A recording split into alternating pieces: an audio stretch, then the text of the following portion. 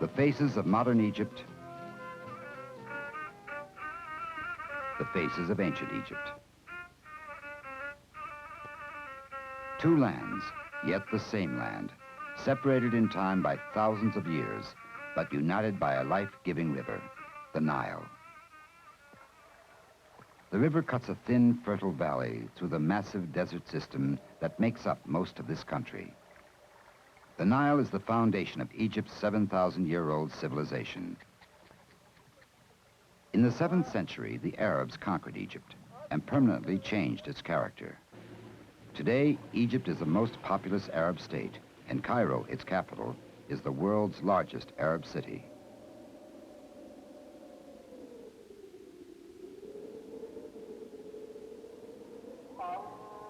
Islam is the state religion of Egypt, and more than 90% of Egyptians are Muslims. About 10% are Coptic Christians. Muslim and Christian, like many families, they sometimes disagree. But from their different religious faiths comes a strong sense of family unity that works to help unite the nation. Since ancient times, most Egyptians have lived in the valley and delta of the Nile River, and most are villagers who make their living farming the land. Life here follows the ancient patterns and offers very few luxuries, sometimes not even the bare necessities.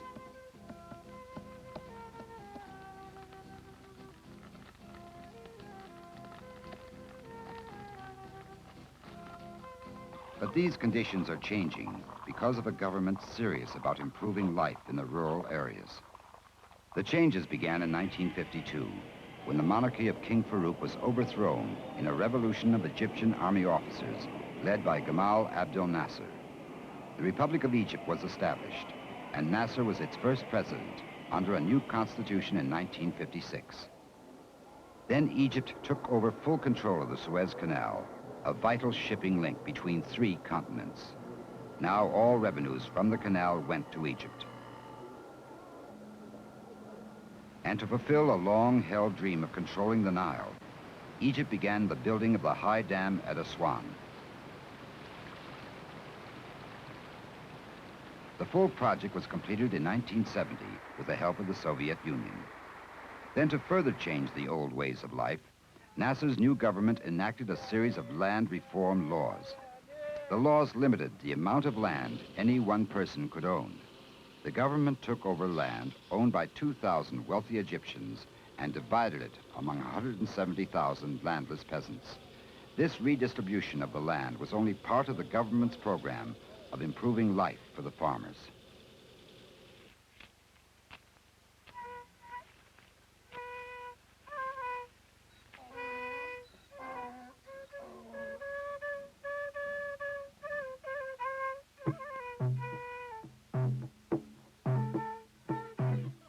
Sanitation throughout the country had been poor, especially in the villages. The Nile was the only source of drinking water in many areas. Now the government has piped clean running water to many villages.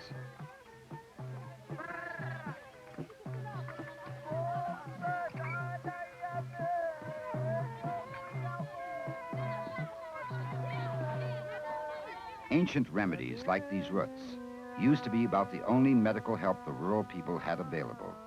Diseases were common and infant mortality very high.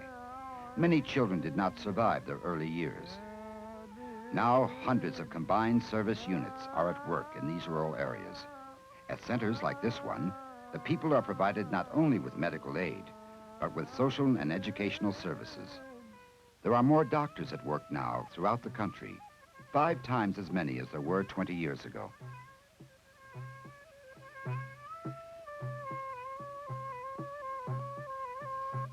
The changes improved the quality of life for the crowded farming and village population, but it is still a growing population, and the land is limited. The fertile Nile Valley and Delta are barely 3% of the country, and yet more than 90% of the people live here. The rest of Egypt is a dry, windy, rainless desert with only an occasional oasis. This small area of fertile land must be cultivated and irrigated very carefully. because of the peasants' great dependence on agriculture. In trying to improve agriculture, the government has set up experimental farms. This is one of them, an experimental dairy farm.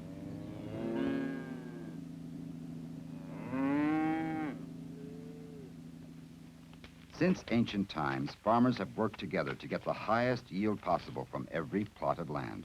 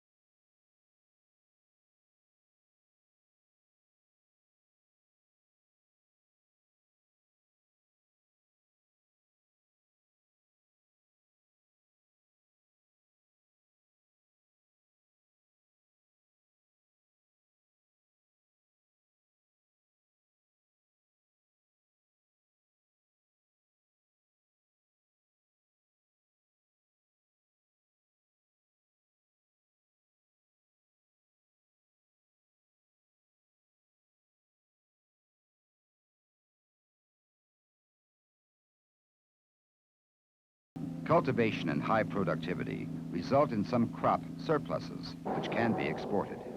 But most of what Egyptian farmers produce still must be used to feed their country's own growing population.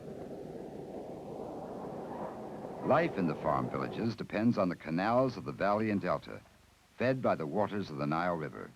They provide irrigation for raising crops and navigation for carrying the crops to market. Periodically, the canals must be cleaned of mud, carried down the long course of the Nile. Villagers work together to keep the canals deep and the water flowing.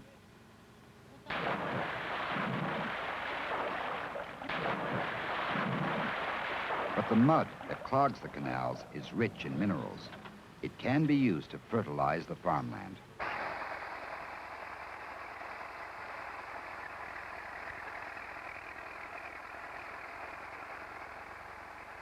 These canals also act as a network that unites the villages with the cities, the farmlands with the busy marketplaces. Nothing shows the variety of Egyptian life more clearly than the city marketplace. Here, farmers exchange ideas and learn about farming methods and political events in the city.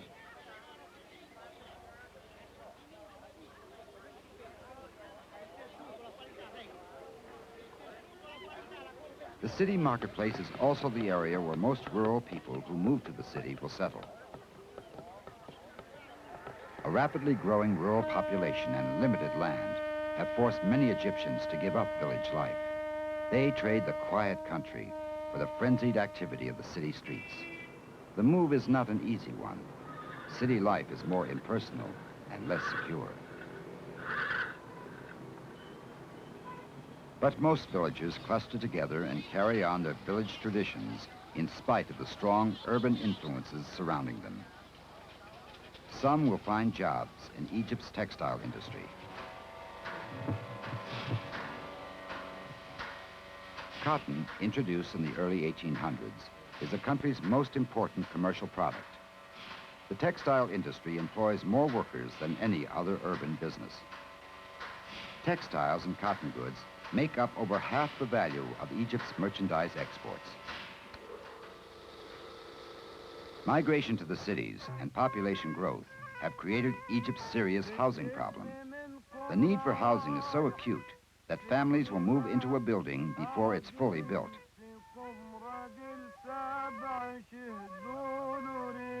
Buildings are going up in all the cities, especially low-income housing for the great numbers of poor city dwellers.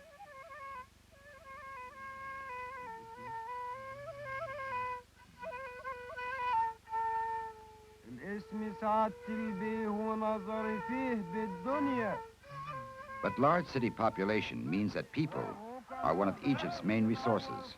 So, much construction work is done by hand.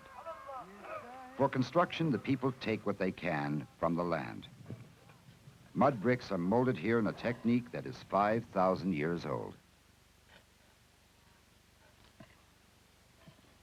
Timber must usually be imported from Syria, so rock quarries are continually worked to supply needed building materials as they were in the age of the pyramids.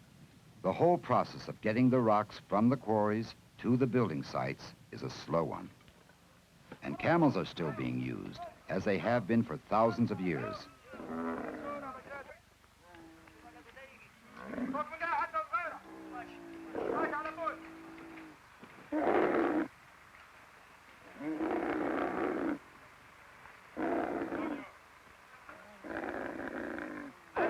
The rocks are shipped along the Nile and its canals to construction sites in the cities.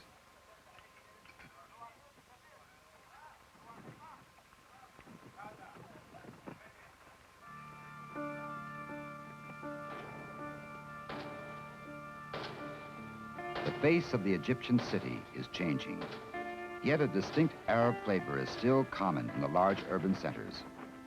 Cairo has kept its basic Islamic character, and at the same time reflects the foreign influences that have shaped Egypt's history.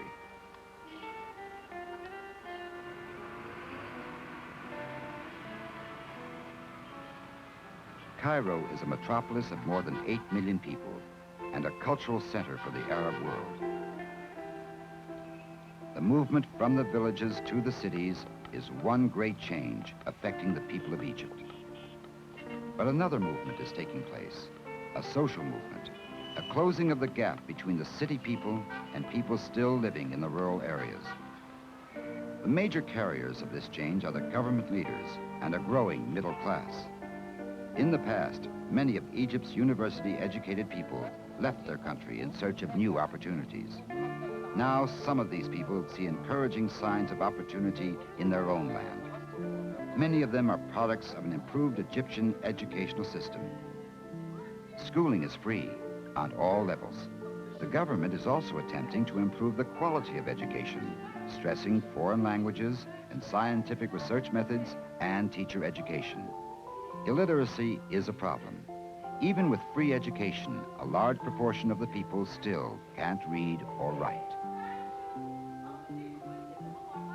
Students at this ancient Islamic university can be used in the battle against illiteracy if they will go back to their villages to teach. Egypt's press and broadcasting industry also take part in this campaign. Inside the offices of Al-Ahram, the nation's leading newspaper, the daily effort of reflecting and shaping national policy goes on.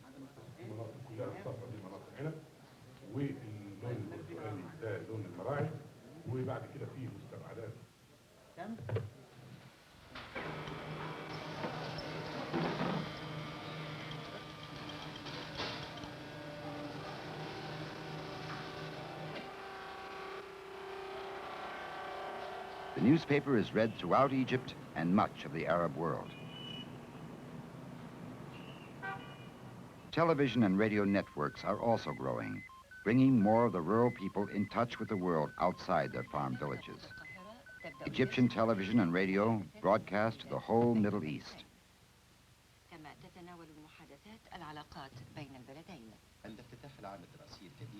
احتجاجا على سياسة الفصل العنصري التي تتبعها السلطات البيضاء القادم تلبية لدعوة من الرئيس الأمريكي جيمي كارتر. قام الطلبة الأفارقة بمدينة Television and radio, the press, and a middle class that is spreading a new way of life. All of these elements are closing the gap between city life and village life, between the people of the cities and the rural peasants with their traditional ways. But whether or not this narrowing of Egypt's economic and cultural gap can continue depends to a large part on Egypt's economic condition. Since the beginning of recorded history, Egypt has been a land of crossroads. It was a natural path for trade routes by land and by sea, and it still is. And its economy benefits from this position. The Suez Canal, one of the Egyptian people's major resources, is a vital waterway in world trade. Although war with Israel in 1967 closed the canal to shipping for 8 years, today the waterway is open, earning money for Egypt, and being improved as well with the help of foreign nations. This dredging operation is being done by Japan.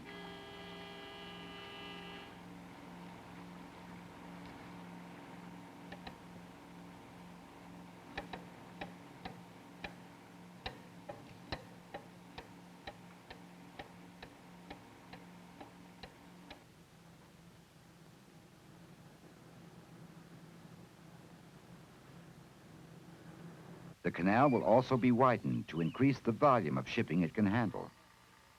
The banks will be built up.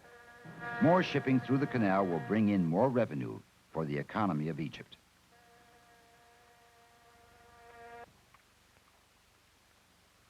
The Aswan Dam also has a role in Egypt's economic growth.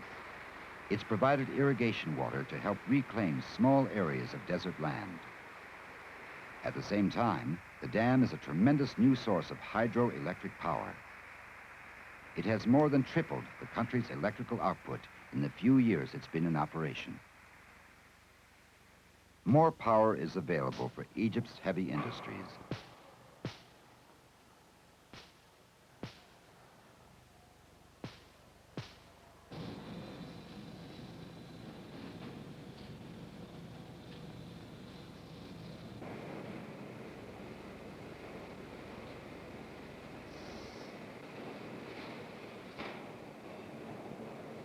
Egypt must depend on growing and expanding industries if its economy is to improve. Electricity is also being brought to more of the people in the rural areas. In this way, the dam is also helping to draw villagers closer to city people.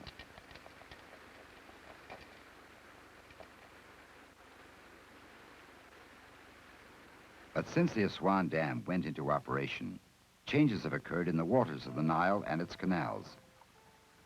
Shrimp no longer come up the Nile from the Mediterranean, and fishing nets are not as full as they once were.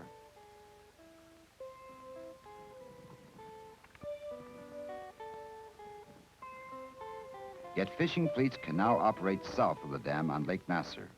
A whole new industry has been born. More new industries will probably develop when the full natural resources of Egypt are tapped. During space flights over Egypt, pictures were taken with special film that gave the Egyptians exciting information. Beneath the sands of Egypt's deserts lie vast mineral resources.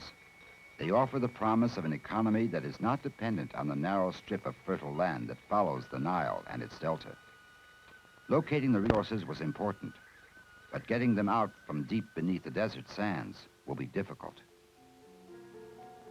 In the Suez region, oil research is underway. Large deposits of oil and natural gas have been found.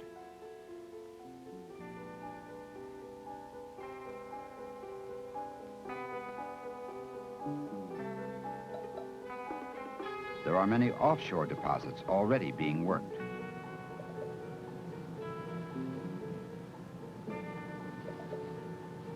Oil may begin to play as key a part in Egypt's economy as it does in other countries of the Middle East.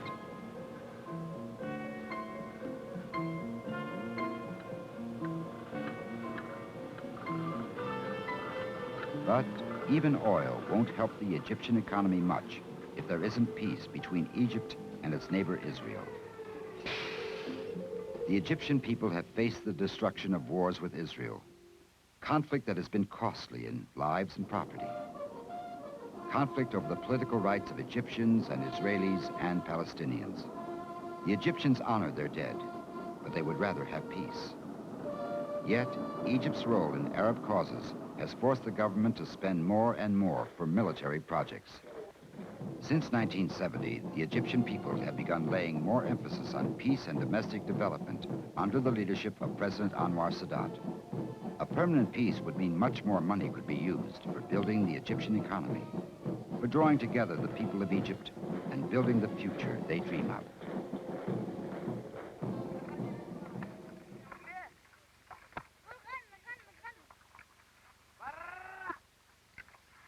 Their past lies all around them, reminders of a glorious civilization that blended African and Semitic cultures and left a great artistic heritage. But this past is Egyptian, not Arab. And though the Arabs, who are the Egyptians of today, are guardians of that significant heritage, they still must find their identities as Egyptians. Young Egyptians are growing up in a land trying to find its identity as a nation, helped by a government now taking a leadership role in the process. Identity, pride, purpose, leadership. Forces at work shaping Egypt and its people.